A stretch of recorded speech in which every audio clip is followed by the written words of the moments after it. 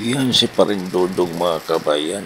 Malupit mag-welding yan mga kabayan. Magaling sa mag-welding yan mga kabayan. Diba? Yung ina-vlog ko mga kabayan na wasak mga kabayan. Ito ayos na mga kabayan. Pinapahingal na lang to kabayan. At para mapinturahan na. Mga kabayan, mga 3 or days lang yan natin to. May Parindodong, no? Malapit na matapos mga kabayan. Naka-alignment yung kabayan. Tinanggal lang at para matuloy yung pag-welding.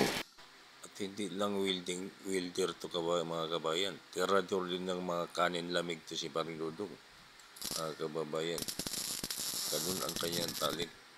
Pero sa chicks mga kababayan, hindi masyado to si Dodong. Sadya ito ng mga kababayan, no? Naka-alignment na. Naka-alignment na mga kababayan. Pwede nang pinturahan niya mga kababayan. Marami palang salamat sa inyong panonood mga kababayan. Tatanawin ko na malaking utang sa naloob ng yung pag-react at lalo na sa pag-follow mga kababayan sa aking Facebook. Malaking tulong sa aking pamilya kababayan ang inyong pag-react at panonood. Maraming salamat po. Pagpalain tayong lahat sa ating Panginoon. Sabi ko nila, sipag at tiyaga at para ka magtagumpay. At pag wala kang tiyaga, ay wala kang tagumpay mga kababayan. Ganun lang yan.